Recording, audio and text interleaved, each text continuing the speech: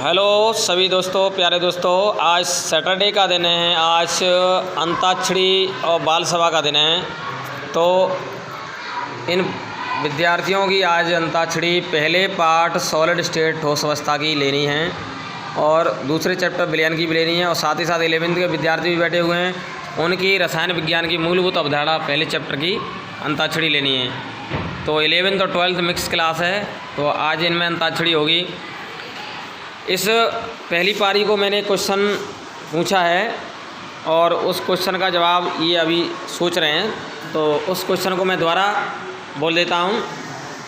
तो बताइए ऐसी कौन सी एकक कोष्ठिका है जिसमें अवयवी कणों या परमाणुओं या अणुओं की संख्या 4 होती है। परमाणुओं की संख्या 4 वाली एकक कोष्ठिका कौन सी है?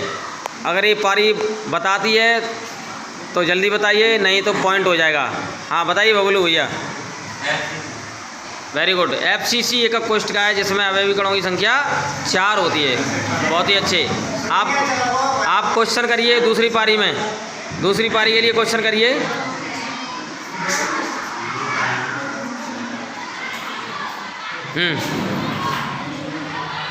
कोई सा भी क्वेश्चन करिए, जल्दी करिए, नहीं तो पॉइंट हो जाएगा। एक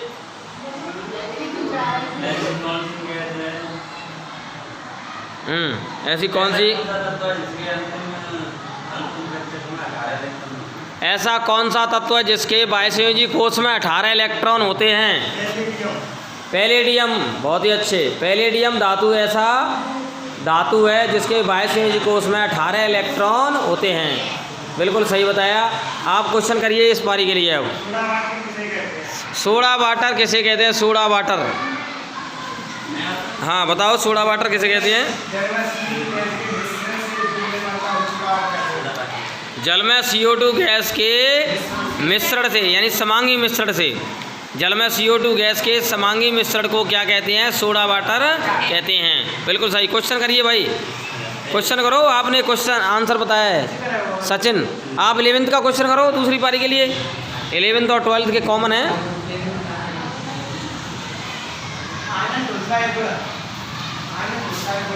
हैं?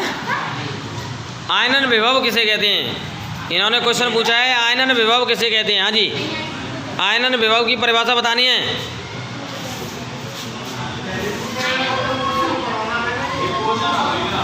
आयनन विभव P ब्लॉक में हमने पढ़ाया है, कल परसों ही पढ़ाया है, कोई बात नहीं। आयनन विभव की परिभाषा बताओ। हाँ जी, पॉइंट होता है फिर 1 2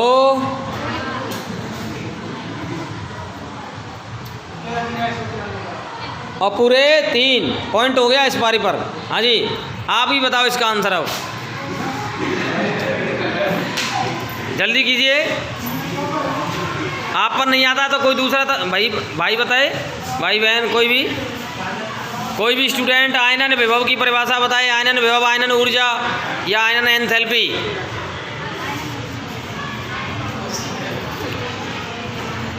हाँ बताओ, शाबाश।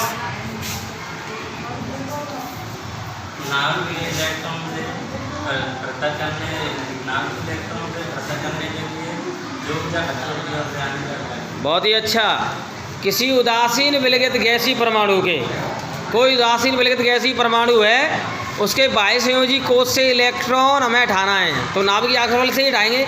मतलब नाभ की आक्षेपण के जो बस में होगा उसमें से उसको निकालेंगे कि, तो उसके लिए जो ऊर्जा खर्च की जाएगी वो आयनन विभव कहलाएगी। उदासीन विलगित गैसीय परमाणु के बाह्यसंयोजी कोष से इलेक्ट्रॉन पृथक करने के लिए जो ऊर्जा खर्च की जाती है उसे आयनन विभव कहते हैं। बहुत ही अच्छा आपने प्रयास किया। चलो हाँ जी, प्रश्न करो भाई बबलू भाई।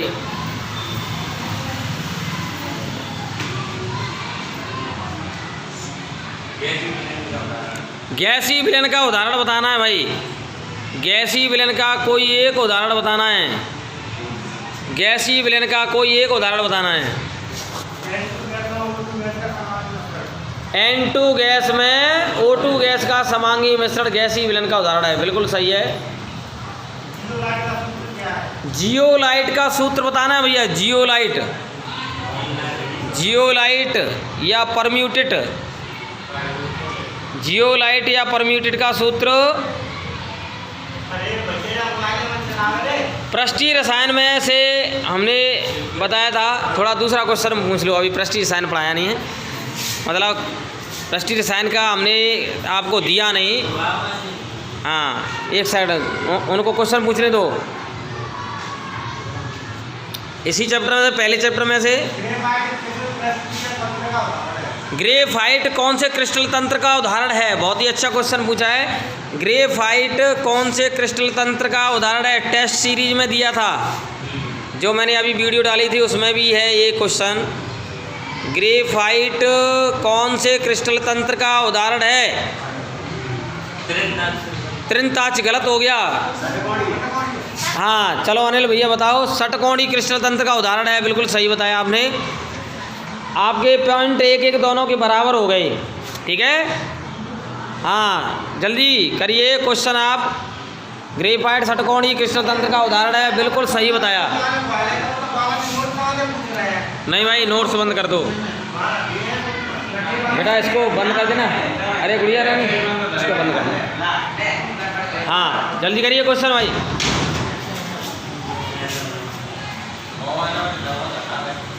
एक, हाँ कोई भी करो। आवर्त सारणी का कौन सा धातु है? क्या क्या बोल रहे हो? आवर्त सारणी का कौन सा, आवर्त सारणी का कौन सा धातु है जो कि संक्रमण धातु नहीं होता? यानी ऐसा कौन सा वर्ग है? हाँ ऐसा कौन सा वर्ग है? 18वें वर्ग तो संक्रमण धातु के लिए आएगा ही नहीं, वो तो पी ब्लॉक में आएगा। 12वें वर्ग, ये गुड़िया ने सही बताया। 12वें वर्ग के जिंक कैडमियम मरकरी, जिंक कैद होकर के मर गया, कॉपरनीशियम। यानी जिंक कैडमियम मरकरी और कॉपरनीशियम ये ऐसे डी ब्लॉक के वर्ग है, 12वें वर्ग, जो कि संक्रमण धातु का कार्य नहीं करते। ठीक है, डी ब्लॉक के धातु तो हैं लेकिन संक्रमण धातु का कार्य नहीं करते। हाँ गुड़िया खड़ी हो जा बेटा, क्वेश्चन पुटअप करो, क्वेश्चन पुटअप करिए बेटा, जल्दी कीजिए। हैं? संक्रमण धातु नहीं होते उन तत्वों के नाम बताइए, तत्वों के नाम पूछ रहे हैं। जिंक, कैडमियम, मरकरी और कॉपरनीशियम। शाबाश, बहुत अच्छे। चलो बताओ, क्वेश्चन करिए।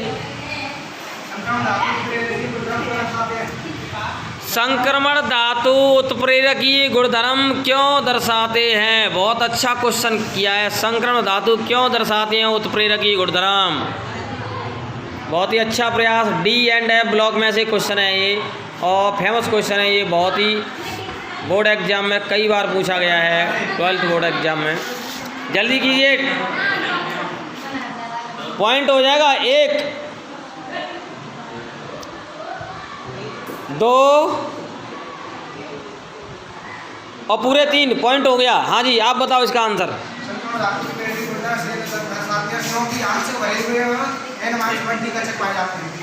संक्रमण धातु इसलिए उत्प्रेरकीय गुणधर्म दर्शाते हैं क्योंकि इसमें NS तथा N-1D कक्षक आंशिक रूप से भरे हुए होते हैं, और इनमें क्या हो जाता है कि ये किसी दूसरे से इलेक्ट्रॉन ग्रहण करने की प्रवृत्ति रखते हैं तथा मध्यवर्ती बना लेते हैं।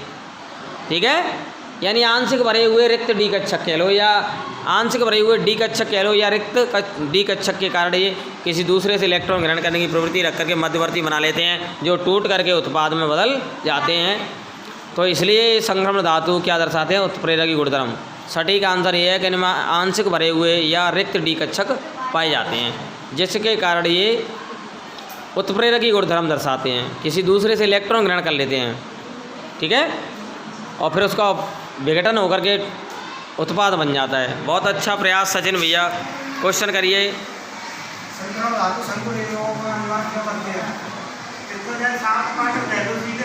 हाँ वो क्या है, आप वो 11th का पूछो, आप 11th के हैं। हाँ 11th के हैं तो 11th का पूछो, आप 11th का पूछो, आप 11th के बच्चे ही बताएंगे। अरे वो पहले पार्ट का दिया है, पहले पार्ट में से लिमिट एक्सटेंड हो गई, पहुंच गए कहीं में। हाँ वो क्या है, पढ़ा नहीं उन्होंने, पहला पार्ट पढ़ा नहीं है, इसलिए डी एंड एफ ब्लॉक में से पूछ रहे हैं। पहले पार्ट में से पूछो।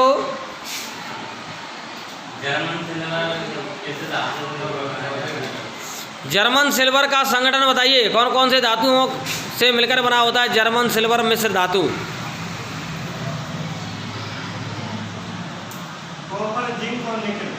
वेरी गुड, कॉपर जिंक तथा निकल। कॉपर जिंक तथा निकल धातुओं से जर्मन सिल्वर का निर्माण होता है। बहुत ही अच्छे, शाबाश।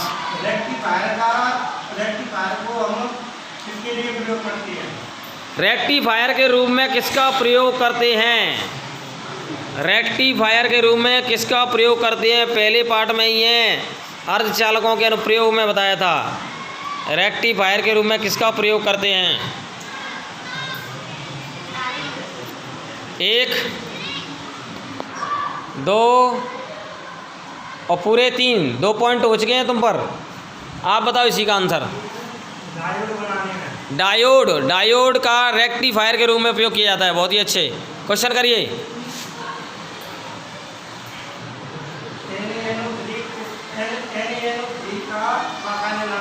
NaNO3 का रासायनिक नाम तथा सामान्य नाम बताइए। NaNO3 का रासायनिक नाम तथा सामान्य नाम बताइए। सोडियम नाइट्रेट तो इसका रासायनिक नाम हो गया, सामान्य नाम और बताओ। NaNO3 सोडियम नाइट्रेट हो गया, रासायनिक नाम हो गया, इसका सामान्य नाम और बताइए, कॉमन नाम। जल्दी करिए। 1,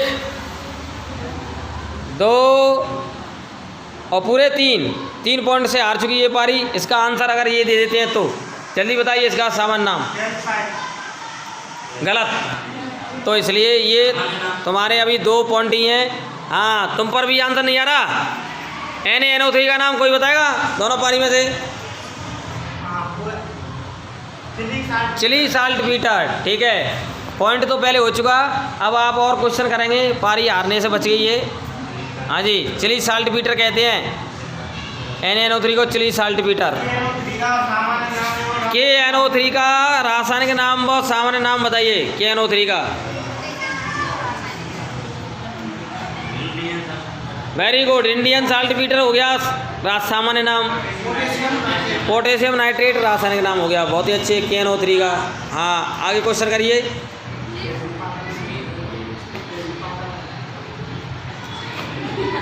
पहले पार्ट में से और कोई विद्यार्थी इस ग्रुप में से बता सकता है? हाँ, पहले पार्ट में ये वो NaNO3 और KNO3 साथ में भी है, पहले में भी है। बाकी ये विद्यार्थी बैठे हुए हैं मटक मटक मुंह चमका रहे हैं।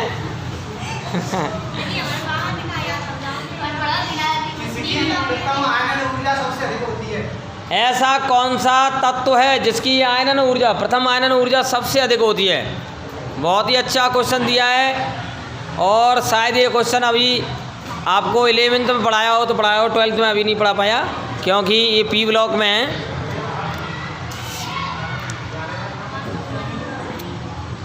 हाँ जी, 1, 2 हैं और पूरे गलत। हाँ भाई, 1 पॉइंट रह गया तुम्हारा। हीलियम, बहुत ही अच्छे, 1 पॉइंट रह गया इनका। हाँ जी, क्वेश्चन करो। हीलियम है सबसे ज़्यादा आयनन विभव पूरी आवर्त सारणी में। आप 1 पॉइंट से अभी बचे हैं। जैसे ही बराबर हो जाएगा आपकी ये अंताक्षरी पूरी हो जाएगी। जल्दी करिए क्वेश्चन, पॉइंट हो जाएगा। 1 BiH3 का रासायनिक नाम। BiH3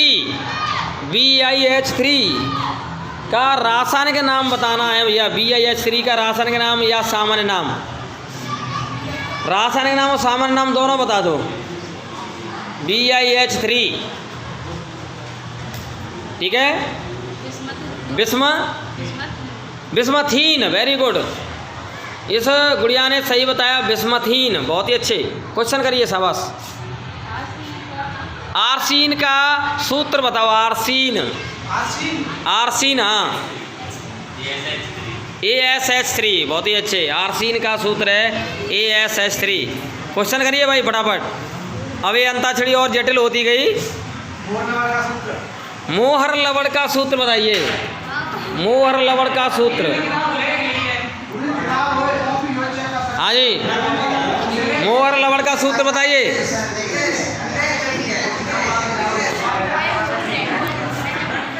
जल्दी कीजिए। 1 2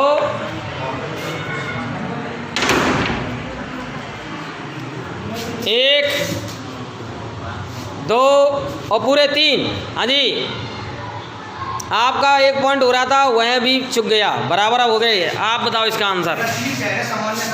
क्रिस्टली फेरस अमोनियम सल्फेट का सूत्र बोलो। FeSO4